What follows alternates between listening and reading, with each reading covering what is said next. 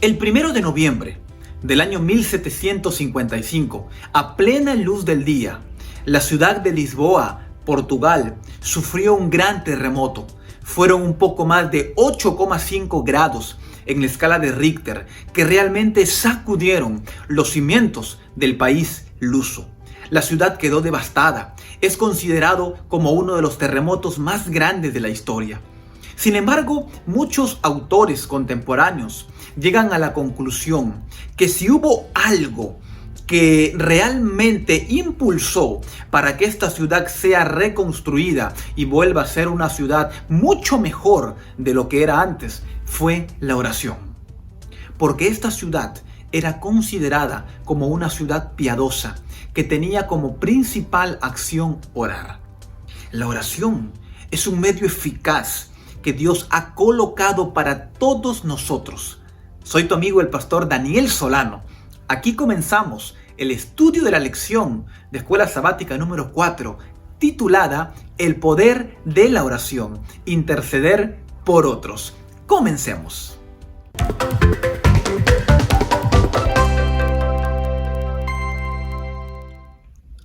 Quiero comenzar esta sección leyendo el versículo de memoria que se encuentra en Santiago 5:16 y dice lo siguiente: confesaos vuestras ofensas unos a otros y orad unos por otros para que seáis sanados. La oración eficaz del justo puede mucho. Cuando uno revisa la historia de la iglesia en el Nuevo Testamento, realmente ellos sentían una gran necesidad por la oración. Vamos a dividir el estudio en la sección de la Explora en 3 puntos importantes. El primero lleva por título La oración y el Espíritu Santo. Cuando Jesús inició su ministerio en esta tierra, Él incitó a que los discípulos y que todos los seguidores puedan orar al Padre. De hecho, nosotros encontramos que en los momentos más difíciles de la vida de Jesús en esta tierra, Él buscó a su Padre en oración. Muchos podríamos preguntar y podríamos argumentar por qué Jesús tuvo que buscar a su Padre a través de la oración si Él era Dios. Realmente cuando Jesús vino a este mundo, vino vestido de la humanidad real. Y Él en ese momento sintió una angustia y una gran necesidad que lo llevó a buscar de forma asidua a su Padre. Es interesante notar que cuando los discípulos debían estar orando, ellos comenzaron a dormir. Es por ello que cuando llegó el momento crítico en la vida de Jesús, su fe estaba tan debilitada que en lugar de ayudar a su maestro, con el que habían estado 3 años y medio, lo negaron y trataron de desvincularse del Señor. Sin embargo, la Biblia también menciona que el Señor Jesús, después de haber resucitado y haber ascendido, les dejó a los discípulos una gran tarea, la tarea de buscar el Espíritu Santo.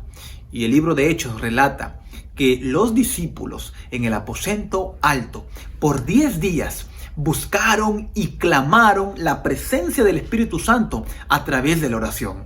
Y vaya que las bendiciones fueron extremadamente formidables, porque nosotros podemos encontrar en todo el libro de Hechos todas las obras y las acciones que el Espíritu Santo hizo ayudando a la iglesia. En el libro de Hechos, capítulo 2, se menciona que tanta era la oración, tanto era el nivel de comunión con Dios, que tenían todas las cosas en común. Estaban en las casas, en el partimiento del pan. Y lo interesante era que como producto de la oración, de la presencia del Espíritu Santo y el trabajo misionero que ellos realizaban, la Biblia dice que el Señor añadía, no cada sábado, no después de cada campaña, sino que el Señor añadía cada día, dice el texto bíblico, a la iglesia los que habían de ser salvos. Nosotros queremos mencionar que en este primer punto hay una gran conexión de la presencia del Espíritu Santo en la vida de cada creyente con la oración. El Espíritu Santo no va a poder ingresar a un hogar, a una vida, a un matrimonio, a un problema o a una situación si es que tú no lo pides. El Espíritu Santo es el agente que Dios dejó para el tiempo del fin. Así que tenemos que buscar más a Dios en oración y pedir que el Espíritu Santo pueda conducir nuestra vida y nuestros planes. El segundo punto de la lección de escuela sabática titula La oración y el gran conflicto. Quiero comenzar esta sección leyendo una cita que se encuentra en el libro Hechos de los Apóstoles, página 30 y 31.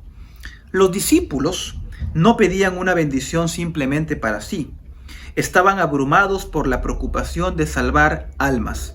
Comprendían que el Evangelio había de proclamarse al mundo y derramaban el poder que Cristo había prometido. Nosotros tenemos que ver nuestra vida y cada una de nuestras decisiones a través del panorama del gran conflicto. Es muy interesante notar que este planeta vive en un conflicto constante. Es un conflicto invisible que no podemos ver, pero es un conflicto que está allí. Es un conflicto que originó en el cielo, entre Cristo y entre Satanás.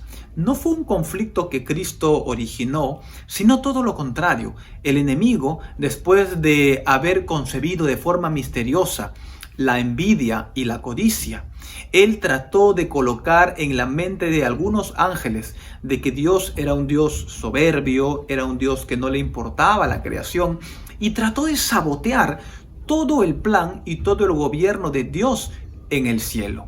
En ese momento comenzó un gran conflicto. Es un gran conflicto que inició en el cielo, se trasladó a la tierra y va a tener su cumplimiento final en estos últimos días. Sin embargo, también la Biblia presenta que Dios exterminará este gran conflicto, porque el objetivo dentro del gran conflicto no es tanto el ser humano.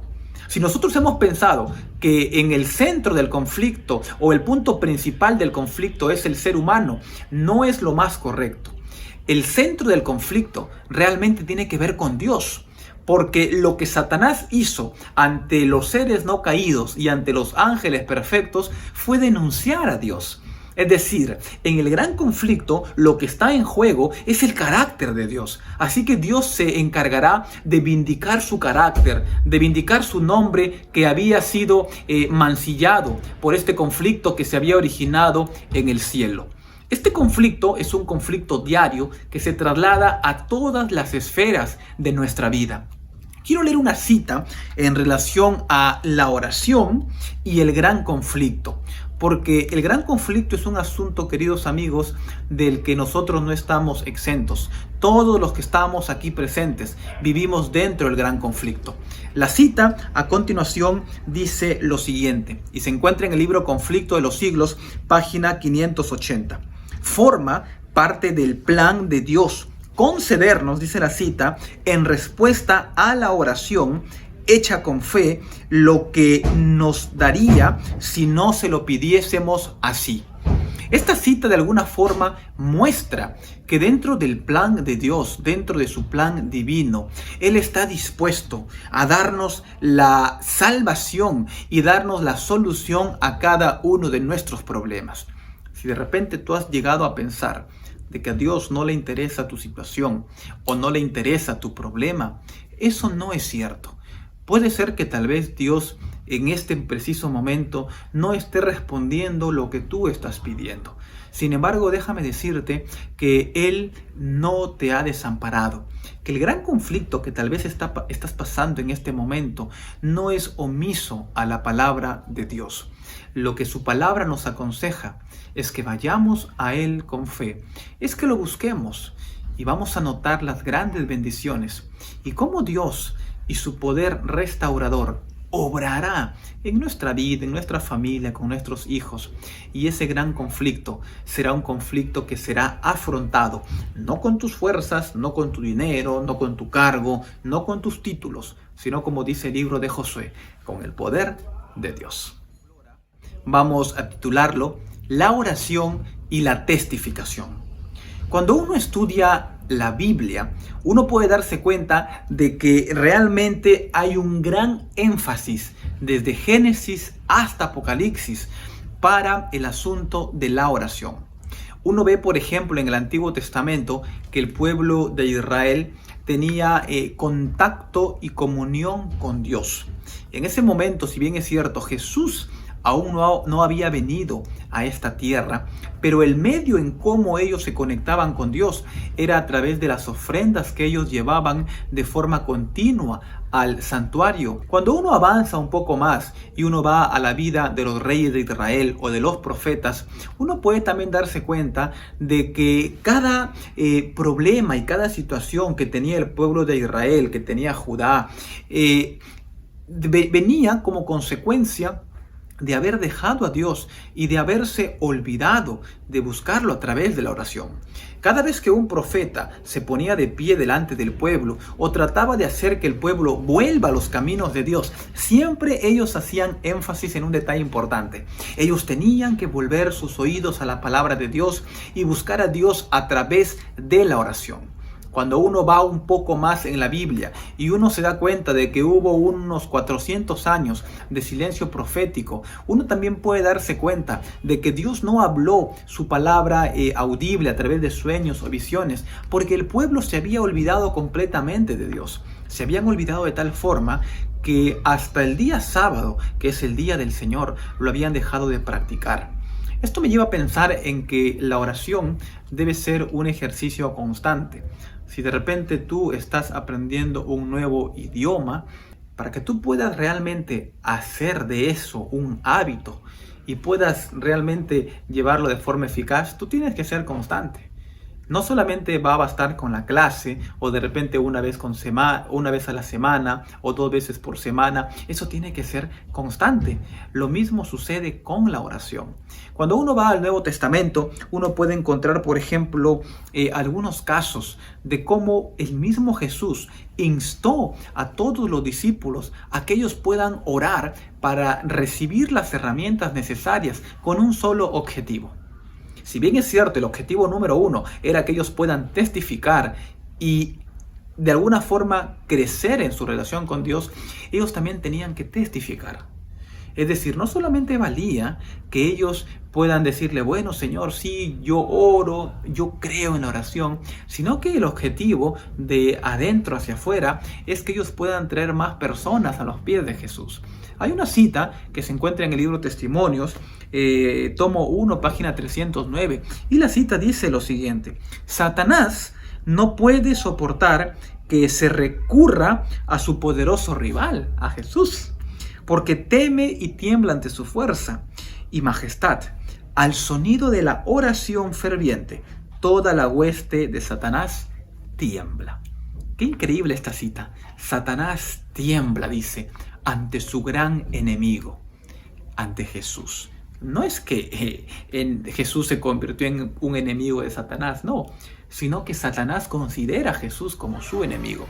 Pero el enemigo realmente tiembla, se horroriza, se escandaliza. ¿En qué momento? Al sonido, dice, de la oración ferviente, al sonido de la oración constante. Toda la hueste de Satanás tiembla. No solamente Satanás tiembla, tiembla toda su hueste. ¿Y sabes por qué? Porque Satanás sabe que cuando el cristiano busca a Dios en oración ferviente y constante, las impresiones que el Espíritu Santo va a colocar en tu vida te van a llevar de forma natural a ir y a buscar otras personas para que conozcan más del amor de Jesús.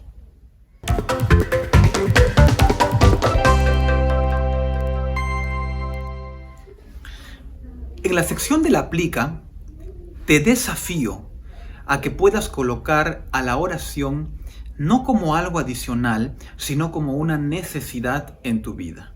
Así como tenemos cada día la necesidad de alimentarnos, tal vez en nuestras 3 comidas es una necesidad para que podamos subsistir y podamos vivir de forma equilibrada, la oración es el sustento del alma. Así que yo te puedo animar en esta ocasión a que apliques la oración y la puedas colocar como una necesidad en tu vida diaria.